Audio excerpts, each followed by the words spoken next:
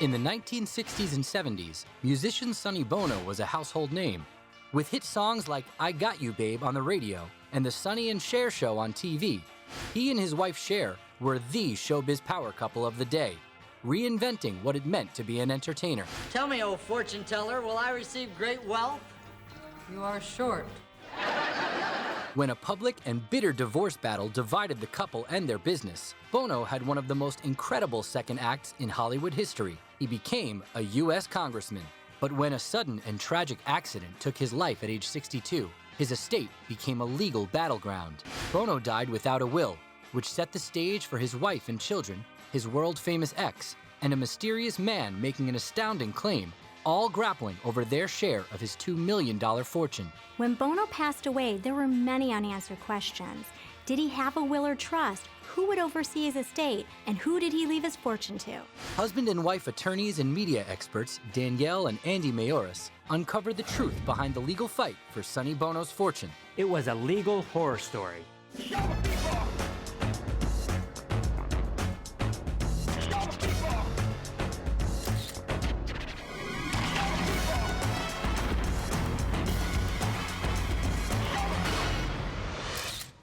In January of 1998, former pop music star turned U.S. Congressman Sonny Bono was on a Christmas ski holiday in Lake Tahoe with his wife Mary and their two children, 6-year-old Kiana and 9-year-old Cesare. Sonny was an accomplished skier. He was going down a trail he had been down at least a dozen times, maybe more. It was an intermediate slope, and Sonny could handle it.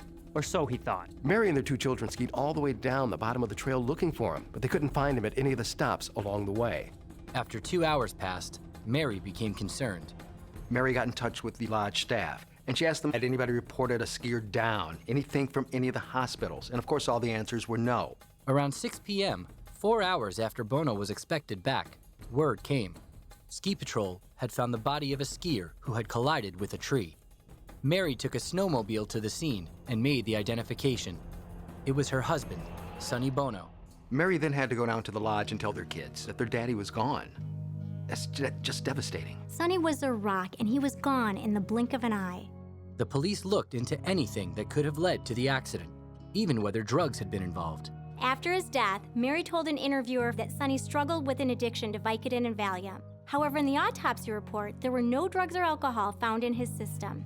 It was the end of a life that was both tumultuous and triumphant, and it would kick off a fortune fight over his estate. Bono's life was a roller coaster that began in Detroit in 1935 when Salvatore Philip Bono was welcomed into the world by his mother, Jean, and his father, Sicilian immigrant, Santo. He was the youngest of 3 children and the couple's only son. His mom gave him the name Sonny, and it stuck with him for his whole life. The family lived in Detroit, Michigan, where his mother ran a beauty parlor out of their house. But in 1942, when Bono was 7 years old, they moved to Inglewood, California, where they thought job prospects would be better. In California, Bono went to Inglewood High School and graduated in 1952. Sonny Bono got into music because of his father, who was an accordion and banjo player. Later in high school, he started tinkering around with congas and little instruments, and he actually won a songwriting contest in 1952 for a song called Ecstasy. And when he performed the song, he later said that that was when he knew he wanted to do music for the rest of his life. Within a year, he met the beautiful, happy, extroverted Donna Rankin at a drive-in.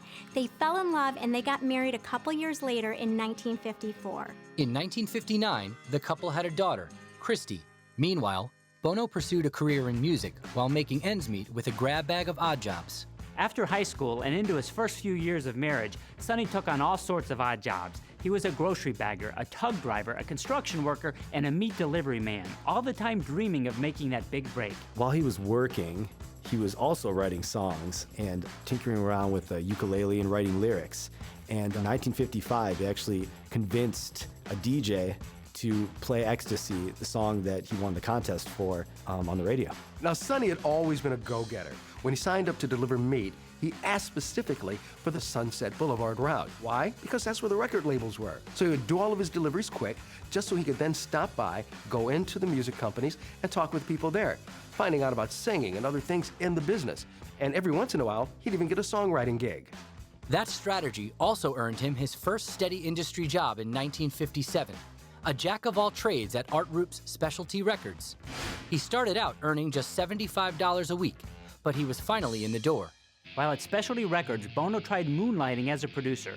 He tried but failed to start his own record label. And then in 1961, he took a job in promotions at Record Merchandising. Sonny had befriended a young musician named Jack Nietzsche, and together they wrote the song Needles and Pins, which was recorded by Jackie DeShannon and later The Searchers. It became an international hit, and Sonny finally had the acclaim he was looking for songwriting. One person he got the attention of was music producer Phil Spector. Phil Spector was a musical genius. He worked with famous groups like the Ronettes, the Righteous Brothers, and Ben E. King.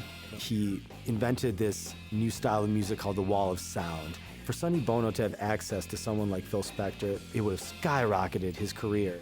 Spector offered Bono a job at his studio, and Bono jumped at the chance. You've heard that old saying, being a one-man band?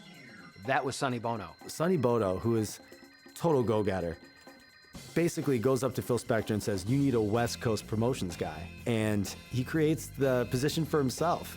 He more or less turned into Phil Spector's flunky, but, it got him in the door. It was 1962, and while Bono's marriage to Donna had begun to disintegrate, he was moving ahead in the industry of his dreams. That same year, he met someone who would change his life. It was November, and he went to meet a friend at a coffee shop. In 1962, Sonny Bono met up with a friend at Aldo's coffee shop, and little did he know it was a surprise double date. And there he met with a young lady named Sherilyn Sarkeesian, Sher, and she told him that she was 18, but she was 16 at the time. To hear Cher tell the story, she was smitten with Sonny from the moment he walked through the door. She thought he was so cool wearing his fur boots and bowl haircut.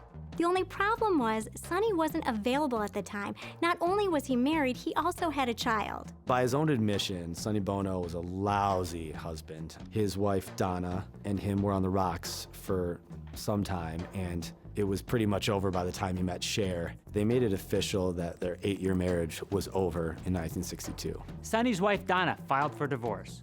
Sonny responded with no contest. No contest essentially means Sonny wasn't fighting the divorce, he was okay with it. This is very common for couples that divorce amicably. During that time, him and Cher became closer. At one point, Cher didn't have a place to live, so she moved in with Sonny. It wasn't long before things got a little more than friendly. Of course, Cher was a teenager and Sonny was 27 years old. So when her mom found out about it, she was not happy. She wished Cher off to Arkansas for 2 weeks on a vacation from men. Of course, within a very short period of time, she was right back in Sonny's arms and living with him again. While their romance blossomed, Bono took Cher under his wing in the industry. He brought her into Spector's studio to expose her to people in the music business, and it wasn't long before the talented teen was singing backup on albums. Spectre asked Cher to sing a solo on the album, but she was far too nervous to do so. Bono tried to explain to her that this could be her big break, but when she explained how scared she was, he said, "That's okay, your time will come soon enough." They didn't have much money in those days, but Sonny bought a piano for $82 even though it had a couple broken keys, and he was working on music all the while dreaming up an act for him and Cher to rise to stardom. In 1964, Bono's efforts to give Cher exposure in the industry worked. Spector suggested producing a single with her. Spector himself wrote the song called Ringo, I Love You, a kind of love letter to the Beatles' drummer. Spector thought Cher's name wasn't American enough, so he changed it to Bobby Joe Mason for the release, but it didn't go very well. Cher's voice on the song Ringo, I Love You was interpreted by disc jockeys when it was on the radio as a man singing to another man because Cher's voice was so low. At that time, it was very difficult for the song to become a hit because of that. After that, Phil Spector moved on from working with Cher, but Sonny Bono did not. He was determined to get Cher a singing career. The two sang and played music together in their free time and at home, and something clicked. Before long, Bobby Joe Mason was left in the dust, and Sonny and Cher were a duo. She was beautiful and had a terrific voice, and he had hustle, so of course it was bound to work. Sonny thought they would be more marketable if they were married. So the couple started telling everyone that they had tied the knot. Sonny was a great businessman. I mean, thinking that they'd be more marketable if they were married, it shows you he wanted to put everything in place so they would achieve stardom. He was really a hustler. They tried releasing a few songs under the name Caesar and Cleo, but with no luck. In late 1964, they released the song Baby Don't Go, which got some airplay on the radio and led to some paying gigs. It was their first taste of success. But Bono was business-minded. Now that they'd had a soft hit, he wanted a better deal with the record label. So he renegotiated a deal with Atco Records. They got a $5,000 advance on their next album and a reported 8% royalty on sales. This may not have seemed like much for a breaking artist, but things were about to get interesting. Sonny and Cher were about to hit the big time. It was a catchy, timeless tune with a repetitive hook that would get stuck in your head, and it became a big hit.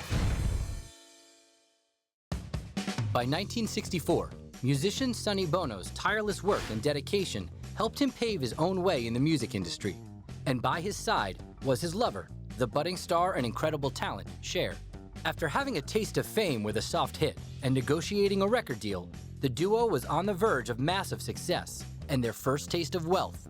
Little did they know that this success was laying the groundwork for not one, but two fights over Bono's fortune after his death. Attorneys Danielle and Andy Mayoris have the details of how it all went down. After several years of consistently hustling, Sonny finally caught his big break when he achieved commercial success with Cher in the singing duo Sonny and Cher. At this time, Sonny was writing songs nonstop. He was waking Cher up in the middle of the night just to hear her sing stuff that he'd write. This one time, he woke her up in the middle of the night and played her a little melody. He used to write, and then he would wake me up and go, Cher, come here, I just need you to sing this, which I never wanted to do. I went, oh, Sonny, I'm embarrassed. He said, Cher, Jesus, it's just me. And so it was I Got You, Babe. And I went, I'm going back to bed, this is just nothing. But it turned out to be their signature hit. I Got You, Babe was on the debut album Look at Us by Sonny and Cher. The album was released in August 1965 and peaked at number 2 on the Billboard Hot 200. It went gold in September, selling 500,000 copies. The song I Got You, Babe also hit number 1 on both the US and UK charts, staying on the US Billboard charts for 3 weeks. The label sent them to England to promote their album, but when they got to the hotel, they took one look at the way they were dressed and they were kicked out of the hotel. The media went in a frenzy, and it was all over the papers the next day. Even though Sonny and Cher didn't know it, supposedly their manager paid $280 to the Hilton to get them kicked out. It was a stunt, and it paid off big time. When the couple got back to the States, Sonny and Cher were stars, and their song was a hit. It was a catchy, timeless tune with a repetitive hook that would get stuck in your head, and it became a big hit. It's interesting because it actually wasn't on the charts for very long, but it's been a timeless hit for over 50 years. Everybody knows I Got You, Babe. I Got You, Babe is omnipresent in American culture. It's one of the greatest songs ever written. I mean, it's in films like Groundhog Day. Cher sang it as a remake with Beavis and Butthead later on in life. I mean, it's been resurrected so many times. The duo followed it up 2 years later with The Beat Goes On, which lasted 11 weeks on the Billboard charts, peaking at number 6. Sonny and Cher went on tour and sold out arenas, and they made TV appearances and even released a line of clothing based on their wild style. By 1967, they had sold 40 million albums and were living like rock stars. They bought a $240,000 mansion in Bel Air, a house now worth over $20 million, and they attended all the hippest Hollywood parties and premieres. A lot of their success was thanks to Bono's strategic negotiations for performances and licensing. Anything he could do to get them to the next level, he would. But by the late 1960s, Sonny and Cher were starting to seem dated. Music was beginning to change. We've got psychedelic music, anti-war music. Times were changing, and their music hadn't changed with the times. The sound that Sonny and Cher had was kind of like this nice, poppy sound. It was, the typical boy loves girl, girl loves boy. You could dance along with it, sing along with it, but the next thing you know, the sound of Sonny and Cher was old-fashioned. Unfortunately for them, they spent their money almost as quickly as they earned it. They ended the decade with about $300,000 between them. Now that's worth about $2 million in today's dollars. Bono was going to have to reinvent their act once more if they wanted to keep the money rolling in. Fortunately, he had a few tricks up his sleeve. Cher originally came to LA to become an actress, so when her music hit a wall, Sonny suggested she give acting a shot. To help her out, he wrote and produced a movie designed to make her into a movie star. The movie was titled Chastity, and it was about a sexy hippie runaway and her adventures on the road.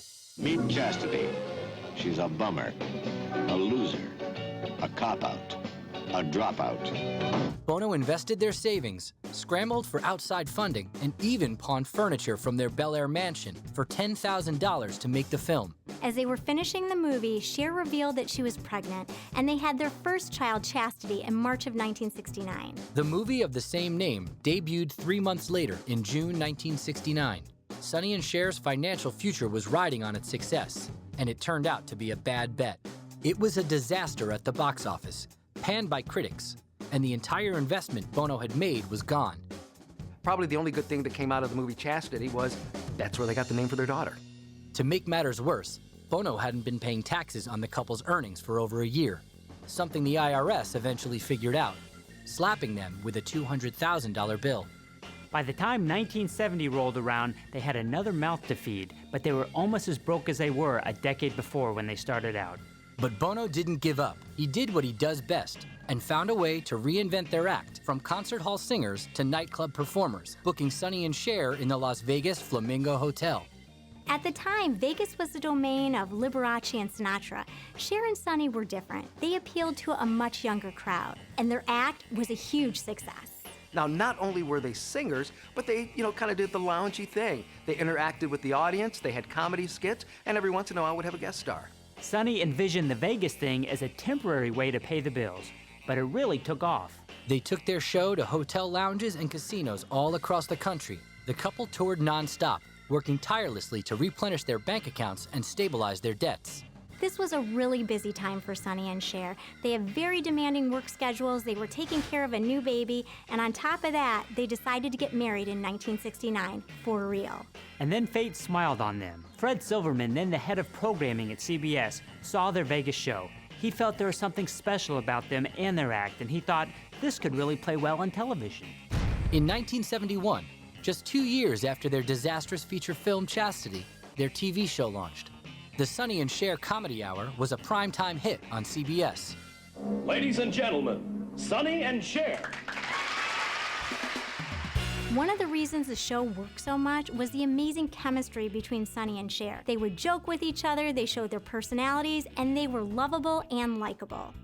The couple's chemistry was the key to the show, with Sonny often playing the well-meaning fool and Cher being the confident, glamorous star.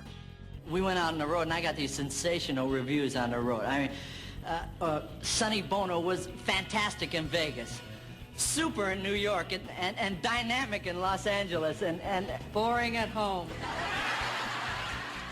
She would make fun of his height, make fun of different things that he would do around the house. Typical husband and wife stuff at the time where, she's making fun of him.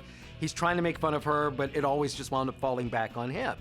The TV program also served to promote their music, and they were selling out venues around the country, making $60,000 a night. They took in $4 million in 1972. They bought a stately 9-bedroom Holmby Hills mansion from actor Tony Curtis for $750,000.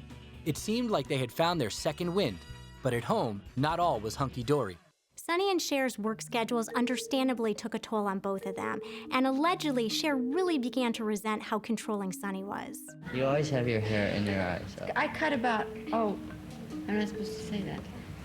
I cut about an inch off it because I'm not allowed to. I don't let her cut it. By 1974, the Sonny and Cher show had entered its 4th season, and while all of America was loving watching them on TV, behind the scenes, their personal life was unraveling. Sonny was living with his girlfriend, and Cher was having an affair with record producer David Geffen. Sonny Bono wrote in his memoir that neither the public nor their child Chastity knew about their marital problems. Chastity was just too young to understand. Ultimately, it was Cher who pulled the trigger. In 1974, after 11 years together and 5 years of marriage, she filed for divorce. Their divorce proceedings were ugly. When Sonny and Cher were married, they had a single enterprise together called Cher Enterprises. Cher accused Sonny of withholding her share of earnings and took Sonny to court over the custody of Chastity. And on top of the impending fortune fight, Cher made a stunning accusation. Involuntary servitude. That's what Cher claimed in her divorce filing against Sonny. Cher was essentially claiming that Sonny had made her his slave. By the mid-70s, Sonny Bono had gone from meat delivery man to one of the most recognized and well-paid entertainers in America, alongside his wife, Cher. They had earned, spent, and regained their fortune in only a few short years, and were household names across America. But the lovable couple fans saw on television had fallen apart behind the scenes, and they were soon to be marred in a financial battle. In February 1974, Cher filed for divorce, making a shocking claim.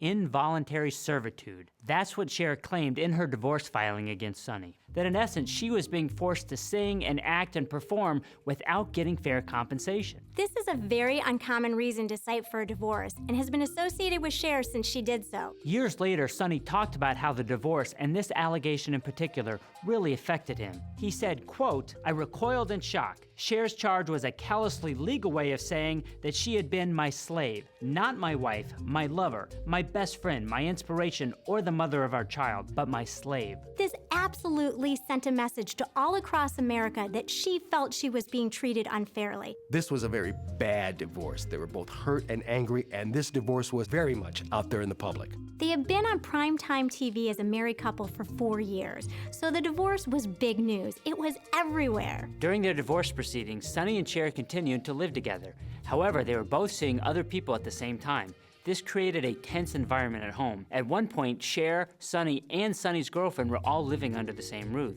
One evening, Cher and David Geffen, with the help of some detectives, changed all the locks on the residence, leaving Bono stranded outside. But it wasn't just hurt feelings that they had to sort out. There was the matter of child custody and the fortune they'd made together. When Sonny and Cher were married, they had a single enterprise together called Cher Enterprises. This was the entity that he had set up that owned all of the royalties for their TV show and their music. Cher was shocked when she learned that Sonny owned 95% of Cher Enterprises. You have to wonder exactly what was going on here. I mean, for Sonny to have 95% of the royalties, she did cite involuntary servitude in the divorce documents, and it really makes you think, was he controlling her in the business world as well as in their personal life? Cher sued to get alimony and her fair share of the profits from the work they did together in what would be the first of many legal battles regarding Bono and his money. What she was saying in the divorce, as well as telling the world, was that she was owed wages by Sonny. He was taking advantage of her in business. It's really not that unusual to have business arrangements where one person has a much greater control in it than the other. However, here, the unusual aspect is that they were married and they were equal contributors to this enterprise. Cher was younger than Sonny and she was less experienced. It seemed like Sonny did take the lead when it came to negotiations and business, but at the same time, she wasn't getting paid what she deserved. Because of the divorce and this being a marital asset, she had strong legal grounds to go in and fight for 50-50. When the couple finalized their divorce in 1975, Sonny was reportedly ordered to pay Cher $25,000 per month for 6 months, $1,500 per month child support, $41,000 in attorney fees, her continuing royalties arising out of the music they wrote and performed together, and royalties from the Sonny and Cher Comedy Hour TV show. By the time the divorce was settled, the Sonny and Cher show was long over, having ended at the beginning of its 4th season. Cher's relationship with David Geffen had ended too, and musician Greg Allman took his place. 3 days after she and Sonny divorced, she married musician Greg Allman. That marriage only lasted 9 days. Bono followed up the devastating divorce with a short marriage to actress Susie Coelho. Their marriage only lasted a few years. In the years after Sonny and Cher's 1975 divorce, both their careers stalled. This prompted them to give their professional relationship another shot. So in 1976, a year after their divorce, Sonny and Cher decided to give their old TV show a new life. Well, I really like Sonny and Cher, especially Sonny. Yeah, well, I don't know. I think they're kind of strange. I mean, look, Sonny used to be married and he had a daughter, right? And then he married Cher and then they had a daughter. Yeah. Then they got a divorce and she married this guy and they just had a son. But meanwhile, Sonny and Cher are still working together. You know, I'm not sure if I approve of that sort of thing. When the original show was canceled because of the divorce, it was still doing really well. So CBS, along with Sonny and Cher, decided to give it another try. This time, they were calling it The Sonny and Cher Show. Unfortunately, their on-camera chemistry couldn't survive divorce. The barbs and insults that worked so well while the couple was still married just wasn't the same after their divorce. In fact, Bono said that joking to audiences about their divorce wasn't the classiest thing in the world. The new show only lasted 2 seasons, and it would be the last time that the two of them worked together professionally. Do you ever think to yourself, gee, maybe we could get back together? As in what capacity? Get married again. Well, I don't know. Mary wouldn't feel too good about that right now. My wife wouldn't like that. Without Cher by his side, Bono reached an all-time low. Cher's star was really beginning to grow and grow and grow. She became a major singer, also an actress, putting on sold-out concerts. Whereas for Sonny, he was making guest spots on Love Boat and Fantasy Island. By 1979, he felt that he was pretty much past his prime and it was time to move on to a different direction. So instead of just sitting back going, I'm just still gonna be a singer no matter what, he opens up a restaurant, which becomes very successful because people are going, hey, that's Sonny Bono's restaurant. Let's go there, he might be there, and we get a picture. Bono's Italian restaurant opened in Palm Springs in 1985 and was the jumpstart he needed to build a new life for himself in the storied desert community. At the time, Palm Springs was a legendary hangout for the likes of Frank Sinatra and Marilyn Monroe. But by the time Sonny got there, it had lost some of its luster. The desert community still had the amenities of a leisure town: golf courses, pools, and country clubs. The restaurant became a local favorite. Sonny was in his 50s when he went to Palm Springs and met Mary Whitaker. Even though she was 26 years younger than him, they had a great relationship, and they ended up getting married and having 2 children. And then they ran the family restaurant together. Little did Mary know, just over a decade later, she'd be dealing with the financial debacle of Sonny's estate. In 1988, Sonny and Mary's son Cesare was born, and a twist of fate led Bono down a surprising new career path. Sonny was looking to expand his restaurant and he wanted to put in a bigger sign. So he went to City Hall to apply for a permit and was told no. He was incredulous. He kept asking, but he was stuck in the bureaucracy. Then he had trouble with his house. He wanted the city to fix a retaining wall, but they said it was his problem. He got fed up and decided he was going to run for mayor. Eventually, the only solution I could come to get it done was to run for mayor and fire the person that I had been dealing with. He ran as a Republican, and his platform was based on bringing in new business to the town and putting it back on the map as a prestigious vacation destination like it was in the 1950s. I'm running for mayor because I think this city needs somebody who's honest and who can lead it and who shoot from the hip. He won the race, becoming mayor of Palm Springs in 1988. He ran a very successful campaign and in fact was elected by the widest margin in the history of the state. He received 4,842 votes. His nearest competition got just 2,498 votes. A lot of people looked at it as a joke. This is Sonny Bono, he's a clown, whatever. He won. And that started Sonny Bono's career in politics. The 4-year position paid just $15,000 annually. It wasn't much to Bono, who ran a successful restaurant and still got residuals from his music, but he enjoyed being mayor. Sonny Bono finds out that you can get things done as mayor, and he enjoys being effective. As a result, Sonny Bono decides to take his passion for public service and take it to Washington. Bono's first attempt at national politics was a bid to capture California's U.S. Senate seat. In 1992, he ran in the Republican primary but lost the nomination.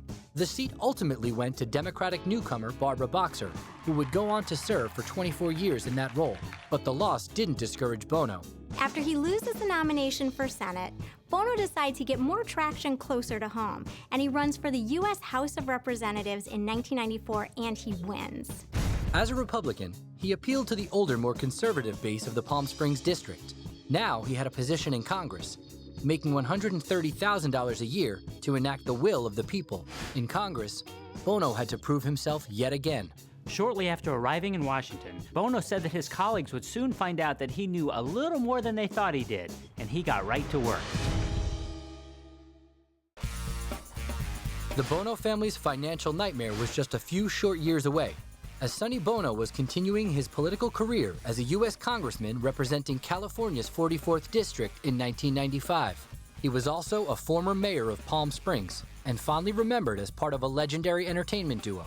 But as his venture into politics unfolded, tragedy would strike, creating a messy legal battle over his fortune and drumming up some long-forgotten remnants of Bono's past. Attorneys and estate experts Danielle and Andy Mayoris break it down. Shortly after arriving in Washington, Bono said that his colleagues would soon find out that he knew a little more than they thought he did, and he got right to work. Sonny's run in politics was just like his run in music. When he first started out, no one took him seriously. No one thought that he was really going to succeed. So when Sonny Bono gets to Washington, his colleagues in the House have somewhat of a similar view of him as the public at large, that this guy's an entertainer and he's not to be taken seriously. It's an opinion that Bono worked hard to change. There were some reports that Sonny's Capitol Hill colleagues called him Mr. Cher or Sonny Bonehead, but he said it was a hill he'd have to climb and he just pushed forward. He works on legislation that will extend the royalties period for musical artists, and clearly he has an expertise in this area. But his conservative positions weren't without controversy. He supported the 1996 Defense of Marriage Act, which denied federal recognition of same-sex marriages. His position alienated Chastity, who'd come out as gay years earlier. In fact, Chastity accused him of pandering to his conservative colleagues. In all, Bono sponsored 16 bills, and his priority was to reduce bureaucracy. By 1998, after 3 years in Congress, Sonny Bono had proven himself to his fellow legislators. But it was then that tragedy struck, and his fortune entered limbo. He was hitting new strides and finding more success. That's what made the accident on the ski slopes even more traumatic. Sonny Bono's death was met with an outpouring of grief and sympathy. When the news of Sonny's death broke, many were devastated. The flag over the U.S. Capitol was flown at half-mast that day. Hundreds attended his funeral, including former President Gerald Ford, House Speaker Newt Gingrich, and sitting congressmen, as well as many other friends. Sonny was survived by his wife Mary, his 2 ex-wives, and his 4 children. Cher was reportedly devastated by the news and gave a moving eulogy at the request of Sonny Bono's family. Some people thought that Son wasn't to be taken seriously because he allowed himself to be the butt of the jokes on the Sonny and Cher show. What people don't realize is that he created Sonny and Cher. He wanted to make people laugh so much that he had the confidence to be the butt of the joke. I can't go through the rest of my life without you. I just remember watching her at the funeral when it was on television, and she was just, crying, of course, and just talked about how important Sonny was to her life. But incredibly, what Sonny Bono didn't leave behind was a will. Maybe Sonny didn't do a will or trust because he just assumed everything would go to his wife, Mary. This is a very common mistake that a lot of people make. But it doesn't matter if you've been married 5 months or 50 years. There's no inherent right for your spouse to receive everything from your estate. It just doesn't work that way. If you pass away without a will, then the laws of the state that you live in will determine who receives your assets and when. At the time of his death, Bono and his wife Mary had been married for 12 years. Twice as long as his more famous marriage to Cher. Mary was left to pick up the pieces without the help and guidance of a will. In order to receive the assets left in his estate, she would have to go through a vigorous legal process. Mary hired an attorney and filed a petition for probate. Mary should have been allowed time to grieve for her husband, but instead she had to deal with the probate court, she had to deal with caring for her young children, creditor claims, paparazzi, you name it. But Mary had to press on to settle the estate. Mary filed paperwork with the court informing them that Sonny had $1,550,000 as personal property and $150,000 as Sonny's annual income. Mary was essentially saying to the public that Sonny was worth $2 million. This isn't information that you particularly want made public. Anytime you have large sums of money tied up in probate, people can come out of the woodwork looking for a handout, and it's especially problematic when the person who died didn't have a will. For most people, it doesn't matter if you're a multimillionaire or you have a very modest estate, 9 times out of 10, a trust is going to be better. A trust is a legal document that you can create to control your assets both during your lifetime and after you pass away. If Sonny would have used a trust, it would have allowed him to keep his affairs outside of the public eye and just within his family. Keeping things quiet was impossible by that point because the estate value was publicly disclosed in the proceedings. It's never an easy process. This is especially true when there are multiple creditors who come looking for money owed by the person who died. And it seemed that Bono owed some money. The first of Mary's battles against creditors began with Kent Stevens, who sought $53,000 owed to him by Sonny. And an attachment to the claim was a contract for $25,000 with an interest rate of 9% to be added on every year if it wasn't paid for. The initial loan note that Stevens presented was dated 1984, 14 years earlier, and the interest added up to $53,000. Sonny owed more in interest than the actual loan was worth itself. Then another creditor came looking for a payout, one that shocked everyone involved: Santo Bono. Sonny's own father, Santo, sought money from the estate. The claim stated that on Christmas Day, 1996, Santo had made a personal loan to Sonny in the amount of $30,000. Of course, you have to wonder the fact that this was dated on Christmas Day. Could it have been a Christmas gift? The check was written at a time when Bono was running for office, so it's possible that his dad was just helping out his overextended son. When you're talking about family members like a father loaning money to a son, normally you'd expect the family to simply work it out amongst themselves and not have to go through the formal claim process. It seemed that Bono's father didn't think he'd get the money back without filing an official claim. If a proper claim isn't filed in time, the person who's owed the money loses the right to pursue it altogether. But the Christmas loan was the tip of the iceberg, because soon after, Bono's famous ex-wife Cher and her team of lawyers would bring a lawsuit against the estate. She would make a claim not just on money Bono made when he died, but money that their music would continue to earn. It appeared on the surface that Cher was being greedy. Someone worth $300 million making a claim against the estate of her late husband? But when you dive beneath the surface, Cher's claim was more complicated. What she wanted was money she felt she was owed from music deals struck long ago. Sher filed a formal claim against the estate in order to protect her rights to recover royalties that she was owed. Really, Sher had no choice but to file the claim in the 90s to make sure that those hard-earned rights were protected going forward. The court records show that Sonny's share of the music and TV royalties exceeded $1.6 million, which means that Cher's share would have been comparable. Bono's portion would continue to flow as well, now to Mary. With Bono gone, Mary would be the one to make sure everything was handled properly in the arrangement between Bono and Cher.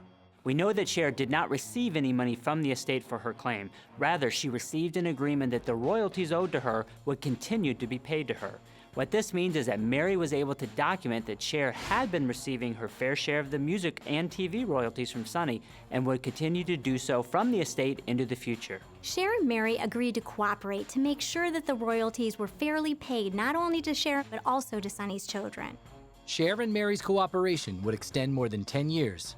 In 2009, Cher filed a lawsuit on behalf of both of them against Universal Music Group, claiming that they were owed $5 million in royalties from 2 compilation albums that included Sonny and Cher songs. A spokesperson for Universal Music said it was a meritless claim, but we never found out publicly what the settlement was.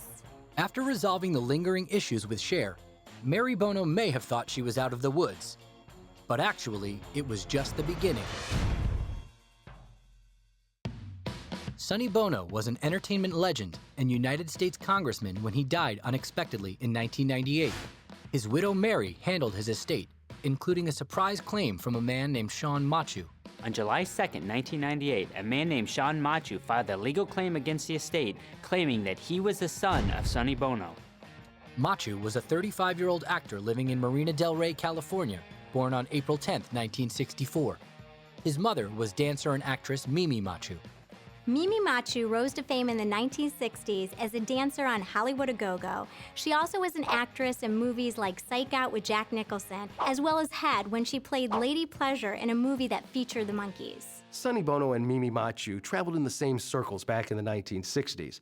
That's where they met, and according to Sean Machu, that's when they started their affair. Sean's claim had traction from the beginning because of Sonny's autobiography, The Beat Goes On, which was written in 1991, 7 years before Sonny passed away. And the timing of the affair with Mimi lines up for the time when Sean was born. According to Sonny Bono's autobiography, he and Mimi Machu only had sex one time, and that was while he was dating Cher. Bono's autobiography mentions that he had a relationship with Mimi around the time that she would have conceived Sean, which was around 1963. Reportedly, when she told him that she was pregnant, he made a cash settlement to her of an undisclosed amount of money. Keep in mind that this was 1964 when Sonny didn't have very much money, so the payout couldn't have been very much. But no paternity test was ever done. The whole matter had been forgotten until Bono's death. So while Sean was a surprise, it certainly was plausible that he was Sonny's child. But speculation isn't enough for a legal claim. When someone files a claim against an estate claiming to be an illegitimate child, there's a 2-step process they have to go through legally. First, they have to convince the court that they were acknowledged by the father during their lifetime with clear and convincing evidence. Incredibly, Sean showed the court a piece of evidence that convinced the judge his claim could be legitimate. Sean actually came to the table with a legal document to prove he was Sonny's child. It was a birth certificate. Machu's birth certificate listed his date of birth as April 10, 1964, and lists his mother as Mimi Georgette Machu, and his father, Salvatore Bono, a 29-year-old self-employed record producer. This information was never made public, and it had to be a shock to Mary when she found out. So there it was in black and white, or was it? I mean, it really doesn't prove anything. Sean came and showed this birth certificate, but his mom could have added Sonny's name. It doesn't mean that he's the actual father. And of course, the document could have been forged as well. But it did give the court a reason to entertain what he had to say. Now, in this case, Machu had enough evidence in his favor to get past the first hurdle and focus the court in on the DNA testing. The next step was to perform a DNA paternity test. So it all came down to DNA testing. It came down to science. Legally, it didn't matter whether or not Sonny Bono officially recognized Sean as his son. It simply mattered, did they have that biological relationship as father and son. Mary said she would not contest Machu's claim to a percentage of the estate of approximately $2 million if the DNA test proved Bono was his father. We don't know what the result actually was, but what we do know is Sean and his attorney went away quickly and quietly. So either he was Sonny's child and he was paid off, or he simply wasn't Sonny's child. Now, normally what you would have expected to see if the DNA results came back favorably to Sean is that he would have gotten an equal share to the others. Now again, with the confidential settlement that they may have reached, that wasn't necessarily the case. We know from the court records that Sean Machu was never formally recognized as an heir of Sonny Bono. It really makes you wonder, if Sean was Sonny's child, why did he wait until Sonny had passed away in order to claim money from his estate? Why didn't Sean or Mimi ever seek child support from Sonny? When it came time to divide the assets, any property that was in Mary and Sonny's name as husband and wife automatically went to Mary. None of this went through the probate process. For the assets that did go through the probate process, creditors were paid off the top, and then the rest was divided, a third to Mary, a third to Sonny's children from prior marriages, and then a third to their 2 minor children. Was this really what Sonny would have wanted? Well, we don't know because he never put his wishes in writing. If he would have done even a simple will, any good estate planning attorney would have been able to exclude any unnamed children. Or if Sonny wanted to provide for Sean and Sean was his child, he could have provided for him in the document. But we'll never really know what Sonny's true wishes are because the state that he lived in created that will for him. After his estate was settled, Bono and his work continued to be the focus of Mary Bono's life for years to come. Mary successfully ran for her husband's congressional seat. She was there for 15 years. She also continued to run the family restaurant that she and Sonny had before they got into politics. In the end, Sonny Bono's estate was settled, but he could have avoided so much stress for his family if the proper planning was done. Sonny, like so many people, didn't even do a simple will. 2/3 of Americans don't do a simple will. They procrastinate, and that's exactly what Sonny did. Sonny Bono is the only member of Congress ever to have had a #1 single on the US Billboard Top 100 chart.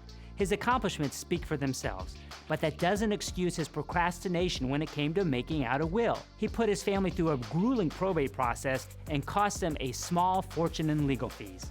Bono's legacy didn't end with his estate. His music and his legislation have left a lasting impression on the world. In that way, his beat still goes on.